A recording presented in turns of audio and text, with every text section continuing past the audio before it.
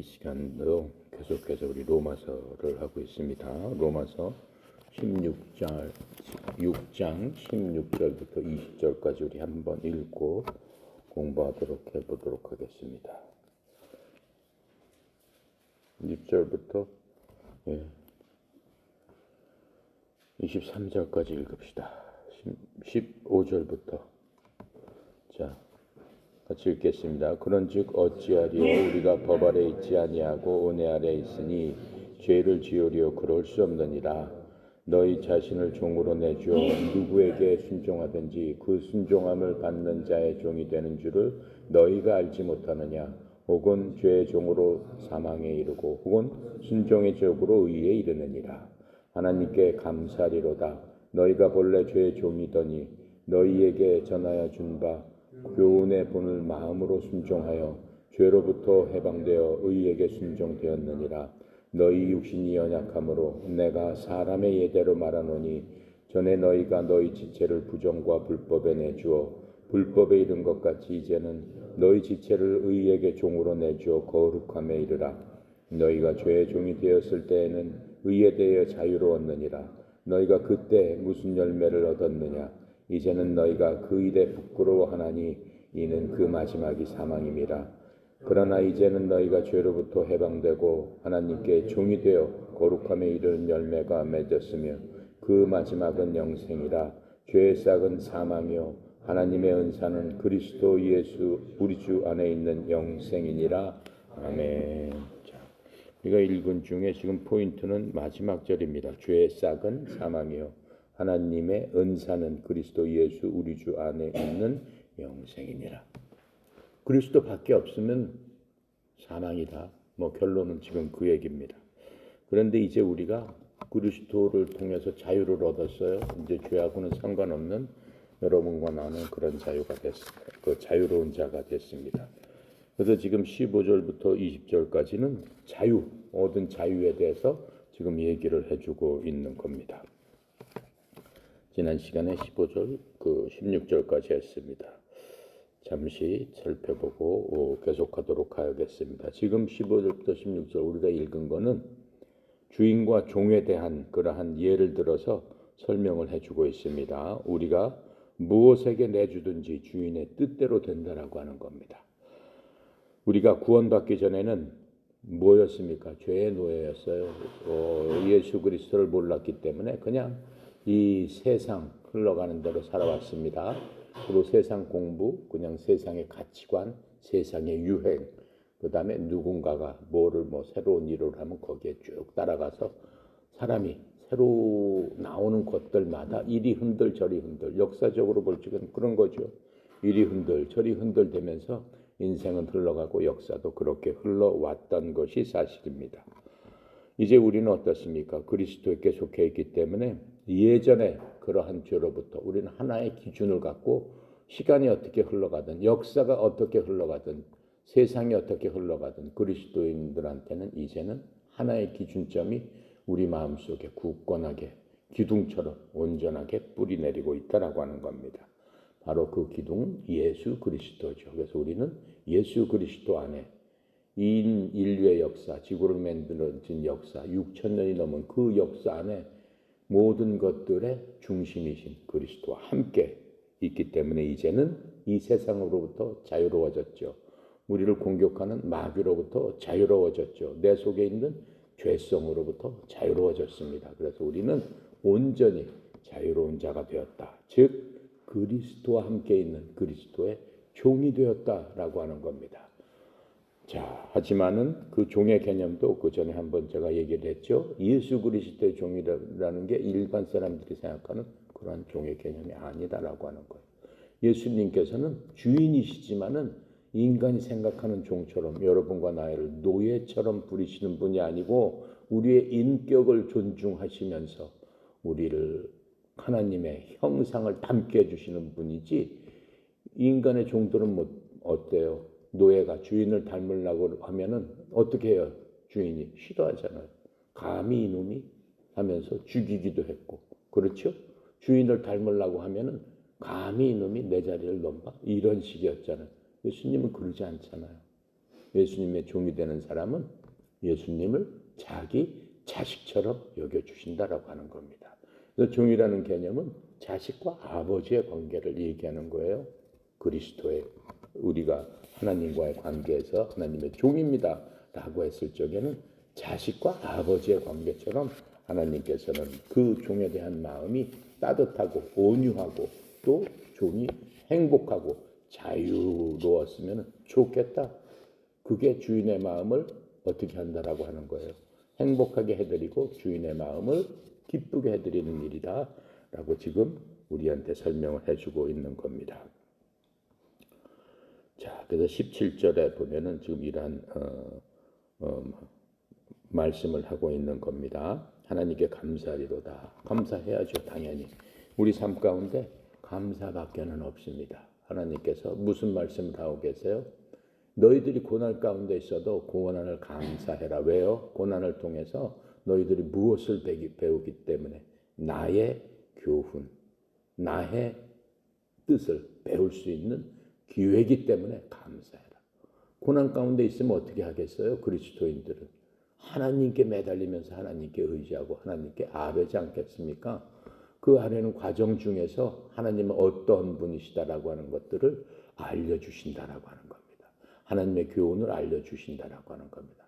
그렇게 됐기 때문에 구약의 욥을 보면은 욥이 어때요? 동방의 의인이라고 그랬어요.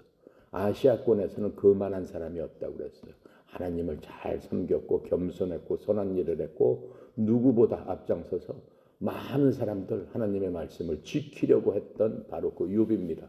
그 욥을 어떻게 한 겁니까? 그 욥을 마귀가 와서 시험을 하는 겁니다. 어떻게 시험을 해? 보십시오. 그 욥이라는 사람이 하나님께서 복을 줘서 엄청난 부와 재물과 명예와 모든 것을 갖고 있기 때문에 자신이 저렇게 하는 거죠. 만약에 그 모든 것을 잃었을 경우에는 그 사람의 마음이 어떻게 변하겠습니까? 천만의 말씀. 지금처럼 그렇게 못합니다. 하나님 보십시오. 그러니까는 그 천사, 그 마귀가 어떻게 해요? 틀림없이 저 사람은 하나님을 배신할 겁니다. 저한테 저 사람을 맡겨줘 보십시오. 하나님께서 안 된다 그러시다가 그래, 그 대신 생명은 건드리지 말고 내 그 종 욥이 어떻게 하는지를 봐라. 어떻게 했어요? 자기가 갖고 있던 모든 재물이 순식간에 뭐 자연재해로 해서 다 날아가 버립니다. 종들이 다 죽어버립니다. 막 광풍이 휩쓸고 천둥 병가를 내려치고 다 그렇게 해버립니다. 자기 자식들도 여럿이 있었는데 싹 죽었습니다. 그 아내는, 사랑하는 아내는 평상시 남편을 잘 따르고 공경했던 그 아내는 어떡합니까? 네가 믿던 하나님이 바로 이 정도야. 하나님을 저주하고 죽어버려라 하면서 어떻게 해요? 집을 떠나버립니다. 그게 욥의 현실이었어요. 욥이 맨 처음에는 어떻게 했어요? 너무나 괴로웠어요.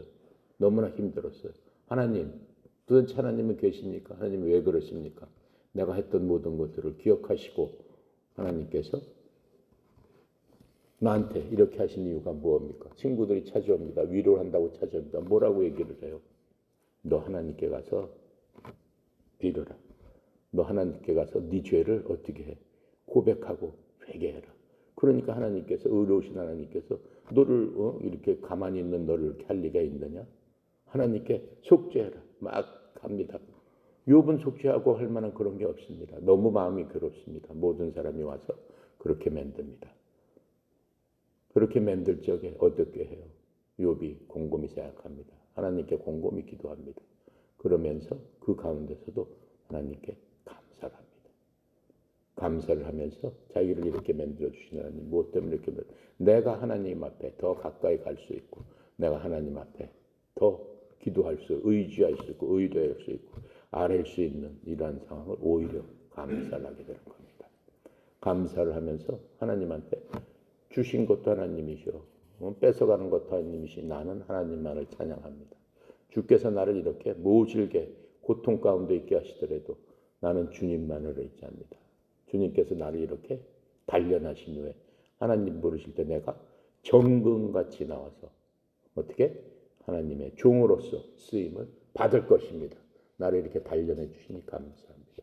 나중에는 어떻게 했어요? 이거 안 되겠으니까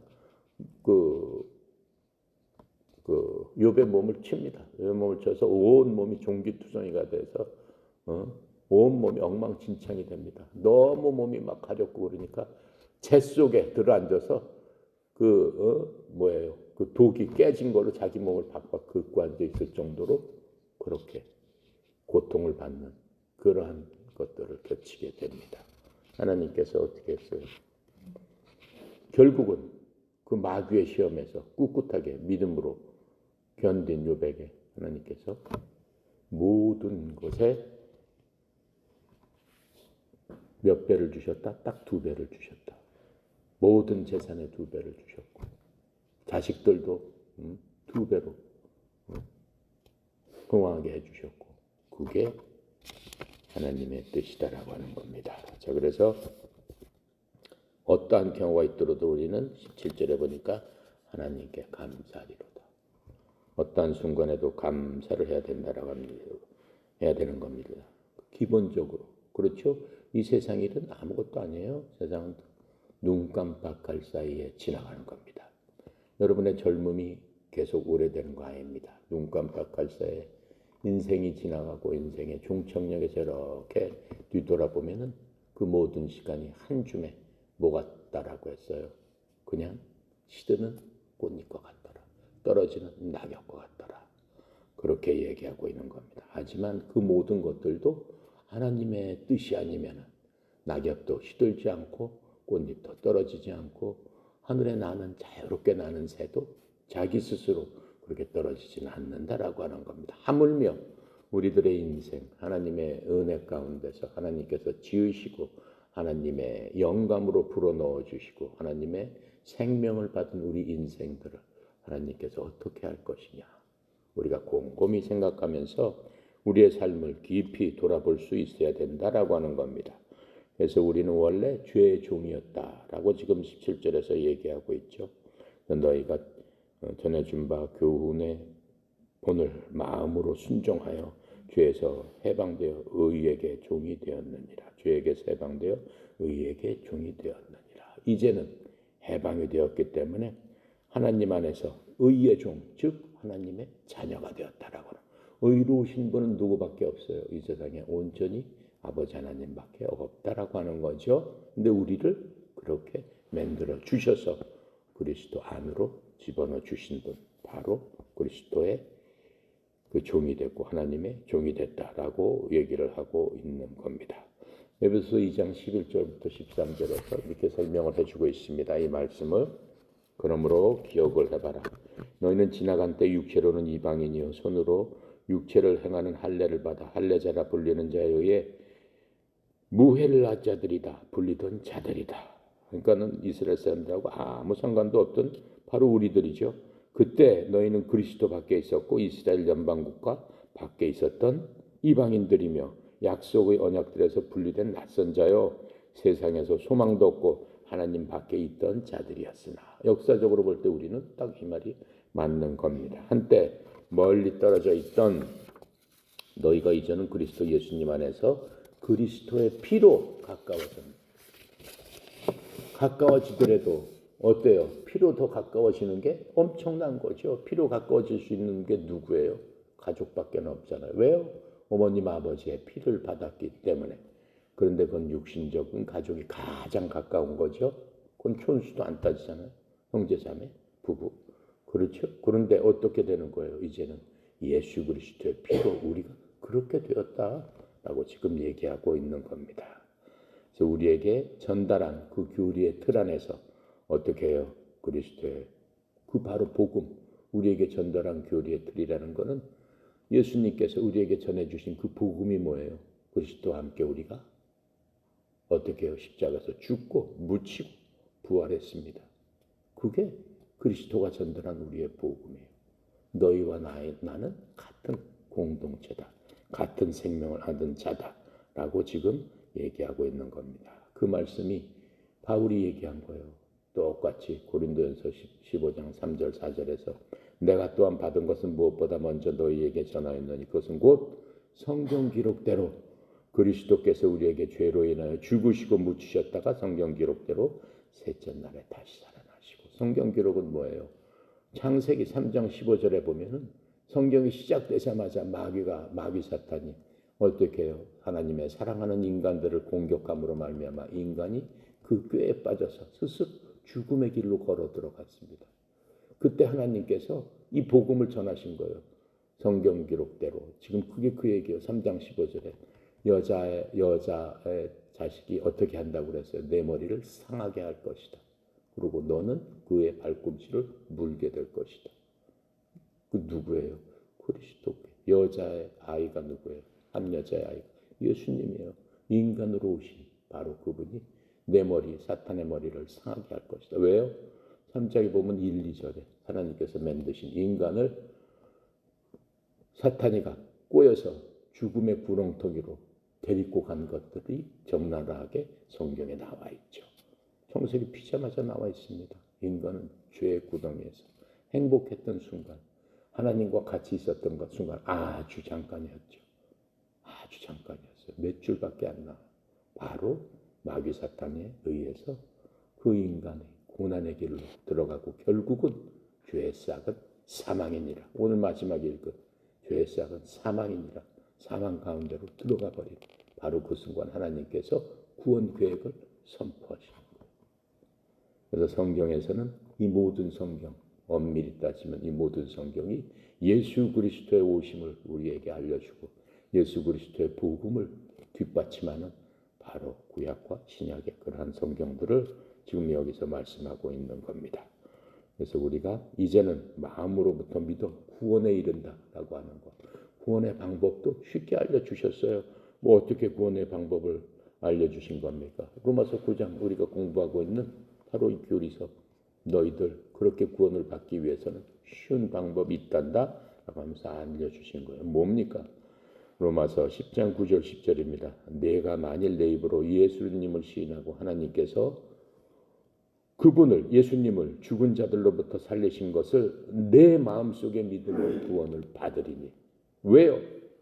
왜 그것을 믿으면 구원을 받을까요? 예수 그리스도를 죽은 자부터 살리신 그것을 믿으면 넌 구원을 받는다. 왜 그럴까요? 왜요? 바로 우리의 살아남을 믿는다라는 뜻이에요. 왜요? 우리가 예수님과 함께 십자가 죽었다 묻혔다가 다시 부활했다. 예수님의 부활이 지금 나의 부활이라는 뜻이죠. 그것을 믿으면 구원을 받는다. 우리가 죽었다 살았다 구원 받았습니다. 그것은 나는 영원히 살 것입니다. 라는 것을 믿는다는 똑같은 의미가 되는 거죠. 그래서 사람이 바로 그 믿음, 그러한 그 믿음으로 의로에 이르고 입으로 시인하여 구원을 이루니라. 뭘 시인해요? 난 그리스도와 함께 묻혔다가 죽었다가 묻혔다가 다시 살아난 자입니다. 그건 아주 간단한 방법으로 하나님께서 우리한테 주셨습니다. 하지만 그 포인트 핵심은 믿음이라는 겁니다. 그 믿음, 근데 그 믿음의 뿌리는 어떻다라고 하는 거예요? 하나님께서 고난이 오면 훅 날아가 버리는 믿음도 있습니다. 세상 유혹에 훅 없어져 버리는 믿음이 있습니다. 말씀 자체를 받아들이지 못하는 그러한 그 믿음밭도 있습니다. 믿음밭은 뭡니까? 바로 우리의 마음을 얘기하고 있는 거죠. 19절에 보겠습니다.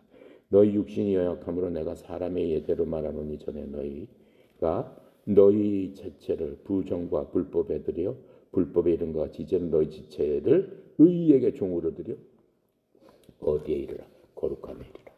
의의 종으로 드리는 순간에 불법과 거룩함이 여기서 분명하게 나눠져서 얘기를 하고 있지 않습니까? 어떻게 되면 우리가 불법에 드린다라고 얘기했어요? 자신을 부정과 불법에 드린다. 부정과 불법이 뭡니까? 하나님과 대적되는 것들. 마귀의 유혹, 그렇죠? 세상의 유혹, 내 속에 있는 죄성, 죄를 짓고 싶어하는 마음, 그러한 마음에 드리면 부정과 불법에 드리는 것이다라고 얘기했어요. 반대로 이제 그리스도를 향해서 하나님의 말씀대로 우리가 지켜 행할 적엔 우리는 어디다 드리는 것이다. 우리 지체를 거룩하게 드리는 것이다. 거룩하다는 것은 뭐라고 그랬죠? 하나님께 가는 게 거룩하는 겁니다. 왜요? 하나님과 세상은 구별된 분이기 때문에 구별된 것을 거룩하다라고 얘기하는 거예요. 하나님께서. 그러니까 성경은 거의 하나님의 관점에서 우리한테 얘기를 하고 있어요. 그러니까 인간의 생각의 거룩함과 하나님의 생각의 거룩함은 틀리겠죠. 하나님의 관점은 거룩한다는 게 뭐 빛나고 뭐 영광스럽고 그런 의미가 아니고 이 세상의 죄하고 분리된 모든 것들은 거룩한 것이다. 이렇게 말씀하고 있는 겁니다. 20절입니다. 너희가 죄의 종이 되었을 때 의에 대하여 자유하였느니라. 너희가 죄의 종이었을 때는 의로부터 자유로웠느니라. 그렇죠? 우리가 죄에 따라서 불법을 행하고 그냥 내 생각대로 행하고 그냥 내 마음속에 죄 짓고 싶은 대로 행했다면은 우리는 어떤 사람이라는 거예요? 의하고는 아무 상관도 없는 사람이 아니냐라고 지금 얘기를 하고 있는 겁니다. 의는 뭐예요? 그리스도가 의죠. 하나님과 아무 상관이 없이 그냥 우리 멋대로 살게 되는 그러한 사람이었다라고 하는 겁니다. 그래서 구원받지 못한 사람은 의하고는 상관이 없다. 그것을 성경에서 의로부터 자유롭다. 이렇게 지금 표현을 해주고 있는 겁니다. 그러나 죄가 그 사람을 딱 굴레를 씌워서 붙들고 있습니다. 죄 속에 들어가 있습니다. 그런 사람들은 어떻게 해요? 그 굴레가 그 사람을 점점 더 옥죄게 만드는 거예요. 점점 더 죄 속에 빠져서 꼼짝 못하게 만든다는 것을 알 수 있습니다. 이것에 대한 예가 누가복음 탕자에 대한 얘기입니다. 누가복음에 보면은 15장 11절부터 24절에 있어요. 간단하게 내가 설명을 할게요. 이 탕자가 집에 있었을 때는 자기 엄마 아버지가 굉장히 부잣집 아들이었죠. 큰아들과 작은아들이 있었습니다. 큰아들 작은아들이 다 부잣집 아들이니까 많은 하인을 두고 하인들의 그 대접을 받으면서 아버지 밑에서 잘 살았죠. 잘 살았는데 작은아들이 얘기하는 겁니다. 넌 좀 더 자유롭게 살고 싶습니다. 아버지 어차피 그 재산 형하고 나한테 물려줄 거니까 내 목숨 밑대어 주세요. 난 내 생각대로 자유롭게 내 의지대로 한번 저 세상에 나가서 성공해서 멋지게 살겠습니다. 이렇게 했어요. 아버지께서 얘야 그러지 말고 나한테 같이 있는 게 좋지 않겠냐. 아들이 계속 고집을 부립니다. 아버지가 그래 그러면 내가 내 몫을 줄 테니까 나가서 열심히 잘 하나님 믿고 잘 살아라 이렇게 했죠. 근데 그 아들은 어떻게 했습니까? 그 아들은 도시로 가자마자 도시의 찬란함, 도시의 향락, 도시의 어떤 그러한 즐거움, 기쁨, 인간적인 그런 것들을 취했습니다.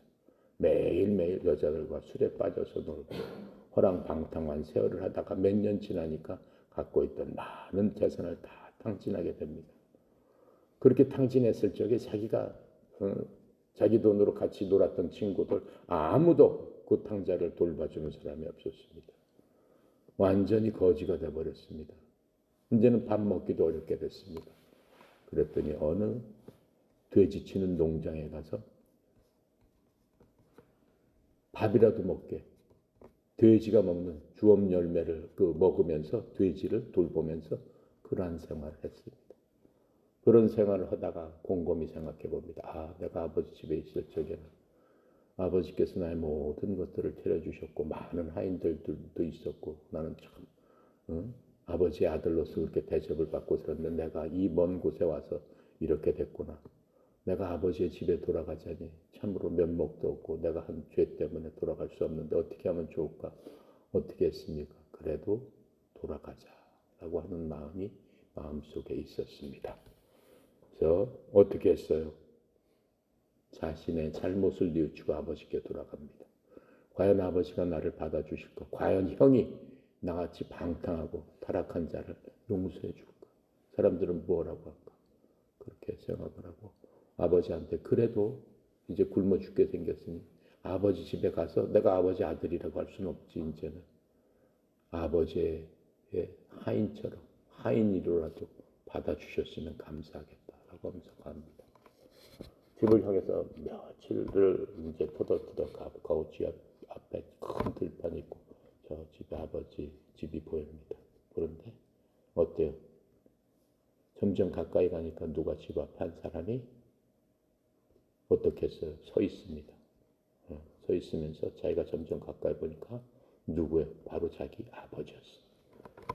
저 아들이 저만큼 오는 걸 보고 아버지가 어떻게 해요? 뛰어가면서 아들한테 소리칩니다. 뭐라고 그랬겠어요? 사랑하는 아들아, 왜 지금 오냐 하면서 아들을 포옹하고 눈물로 맞아줬습니다. 아들이 뭐라고 그랬겠어요? 아들이, 아버지, 저는 더 이상 아버지를 아버지라고 부를 수 없는 자입니다. 그냥 저를 아버지 하인으로 삼아 주십시오. 그랬을 때 아버지께서, 얘야, 그게 무슨 소리냐? 너는 내 아들이다. 내가 사랑하는 아들. 내가 얼마나 너를 기다리고 너를 바라보고 너를 위해서 기도하고 있었는 줄 아느냐. 어서 하라. 하인들한테 내 잃어버린 아들이 왔으니 큰 잔치를 베풀자. 가장 좋은 소를 잡고 가장 좋은 음식과 좋은 옷을 갖고 와라. 해서 아들을 싹 씻기고 입히고 큰 잔치로 맞아 주셨다라고 하는 겁니다. 그게 무슨 뜻입니까? 바로 하나님 아버지께서는 한 번 아들 된 자가 하나님을 배신하고 이 땅에서 자기가 나가서 타락하고 했더라도 돌아온 아들, 그 탕자를 받아주시는, 그렇죠? 오히려 환대해 주시는 그러한 모습을 우리에게 보여주시고 있다라고 하는 겁니다. 자, 그래서 우리는 진정한 자유가 무엇인지 하는 것들을 돌아온 탕자를 통해서 우리가 알 수 있는 겁니다. 21절에 보겠습니다. 너희가 그때 무슨 열매를 얻었느냐? 이제는 너희가 그 일을 부끄러워하나니 이는 그 마지막이 사망임이니라. 그러나 이제 22절에 그러나 이제는 너희가 죄에게서 해방되고 하나님께 종이 되어 거룩함에 이른 열매를 얻었으니 이 마지막은 영생이요 그 영생이라. 죄의 값은 사망이요 하나님의 연세는 그리스도 예수님 안에 있는 영생이니라. 자, 지금 우리가 쭉 봐왔던 것처럼 죄의 값은 사망입니다.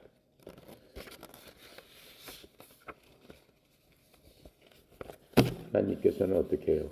대가를 반드시 주시는 분입니다. 우리가 모든 일에 하는 것은 공짜가 없어요. 예수 믿기 전에 했던 일에 대해서도 하나님은 대가를 주시는 거예요. 그걸 심판이라고 하죠. 예수 믿은 후에도 우리가 한 일에 대해서 하나님께서는 우리를 심판하십니다. 그거는 무슨 심판이에요? 상급 심판. 상을 주는데 A등급을 주냐, B등급을 주냐, C등급을 주냐. 그러한 상급 심판이에요. 예수 믿기 전에 심판은 뭐예요? 그거는 죽느냐 사느냐 하는 심판이에요. 그러니까 여러분이나 나는 그러한 심판에는 자리에는 설 수가 없다라고 하는 거죠. 왜요? 다 하나님의 자녀이기 때문에. 단지 하나님의 자녀로서 어떤 자녀는 아까 그 탕자처럼 그 큰아들은 아버지 밑에서 순종하며 열심히 일했으니까 작은 아들보다 어떻게 해요?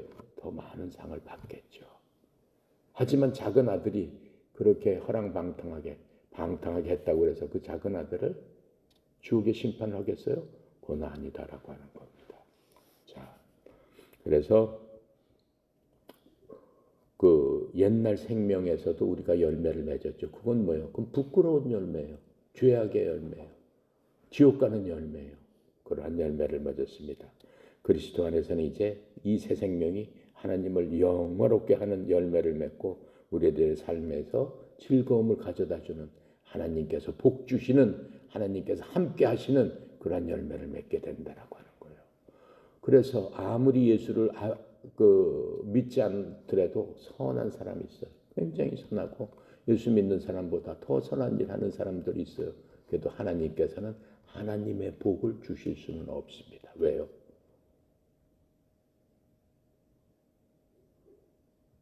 하나님 쪽에 있지 않기 때문에 그래요.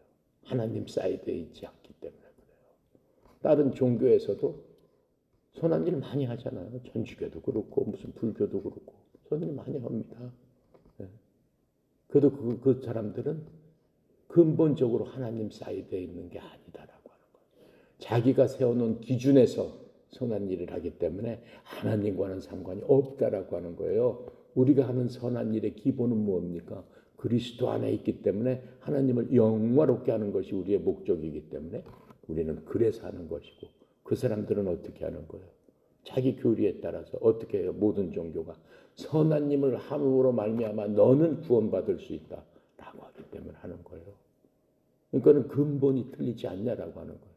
우리는 하나님을 영화롭게 하고 그걸로써 하나님께서 주시는 기쁨을 만끽하는 게 바로 하나님께 예배하는 삶이다라고 하는 거예요. 그러니까 매일매일의 삶이 하나님과 예배를 드려야 된다. 그건 뭐예요? 하나님 앞에 가서 시간을 들여서 기도하고 책을 그 말씀이 아니에요. 삶 가운데서 그리스도의 백성이 우리가 하나님의 백성이 돼서 하나님 안에서 같이 산다면은 어떻겠어요? 맨날 찬송하고 예배만 하겠어요? 아니잖아요. 삶 자체가 예배다라고 하는 거예요. 왜요? 그 모든 삶의 기본이 그리스도 안에 있기 때문에. 그리스도는 뭐예요? 모든 것들을 하나님을 영화롭게 하는 거기 때문에. 우리의 삶이 그렇게 됐을 적에는 숨쉬고 먹고 마시고 즐기고 놀이하고 하는 모든 것들이 삶을 통한 하나님께 드리는 예배다. 하나님께서 가장 바라시는 건 바로 그거다. 그건 하나님께서 뭐라고 얘기했어요? 나는 너희들이 드리는 나에 대한 무슨 절기마다 드리는 것, 사람들이 만들고 무슨 절기 때마다 드리는 것, 나한테 예배드리고 나한테 헌금하고 그런 것에 내가 지쳤다, 피곤하다. 나는 그런 것을 원하는 게 아니다. 내가 받고 싶은 것은 너희들의 무슨 마음이다.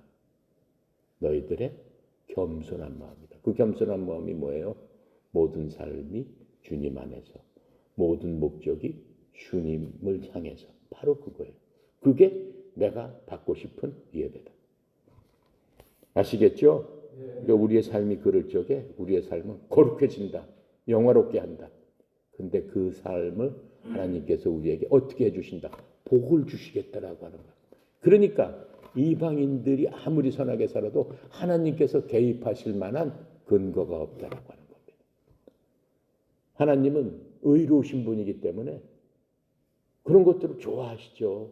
선한 것들을 좋아하시죠. 하지만 하나님께서 그 사람 삶을 개입할 통로가 없다라고 하는 거예요. 그래서 하나님께 갈 수 있는 길은 뭐라고 얘기했어요? 예수 그리스도밖에 없다. 내가 길이요 진리요 생명이니 나로 말미암지 않고는 아버지께 올 자가 없느니라. 바로 그 말씀입니다. 이해가 가죠? 네. 자, 그래서 마지막 절에 보니까 죄의 싹은 사망이나 하나님의 선물은 예수 그리스도 우리 주를 통해 얻는 영원한 생명이니라. 바로 그 말씀, 하나님께서 우리에게 해주시고 싶은, 이 아침에 해주고 싶은 바로 그 말씀입니다. 이해가 가죠? 네. 예, 기도하고 말씀합니다. 감사하시고 거룩하신 하나님, 참으로 하나님의 은혜 영광을 찬양합니다. 참으로 로마서를 통해서 하나님의 말씀을 저희들이 깨달아 알 수 있도록 인도하여 주었사오니 그 말씀 따라 사는 저희들 에게 주여 도와 주시옵소서. 아버지 하나님, 바로 그 교리가 하나님의 그 신실하신 그 믿음이요, 바로 그 교리가 하나님의 마음이고 우리를 향한 뜻인 줄을 저희들이 깨달아 알 수 있도록 지혜와 총명과 명철을 주셨사오니 그 명철을 통해서 하나님의 말씀을 잘 이해해서 우리에게 주시는 온전한 평강과 기쁨이 무엇인지를 깨닫고 우리의 매일매일의 삶이 하나님께 드리는 삶의 예배가 될 수 있도록 저희의 삶이 거룩함으로 주님 앞에 나와서 기뻐하고 찬송이 되는 삶이 되도록 성령님께서 저희들을 친히 인도하시고 보호하여 주시옵소서.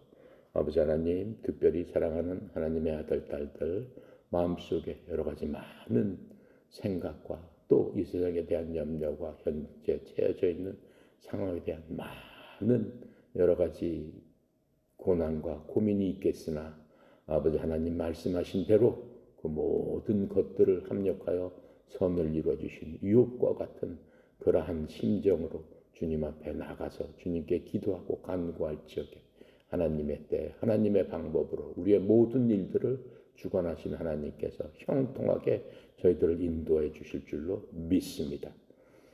오직 주님을 믿고 주님을 사랑하고 주님 앞에 간구하는 사랑하는 아들, 딸들의 기도 소리를 주님 들어 주시옵소서. 특별히 정교에 흩어져 있는 사랑하는 하나님의 자녀들, 지부장님들, 또 교육생들 또 일반 회원에 이르기까지 협회를 통해서 함께 일어나가는 하나님의 공동체의 지체들에게 하나님께서 역사하여 주시사 삶의 현장에서 주님을 드높이는 하나님 앞에 영광 드리는 하나님 기뻐하는 삶을 사는 저희들 다 되도록 주여 도와주시옵소서. 오늘도 모든 것 주께 의탁드립니다. 감사드리며 우리 주 예수 그리스도 이름으로 기도드렸습니다.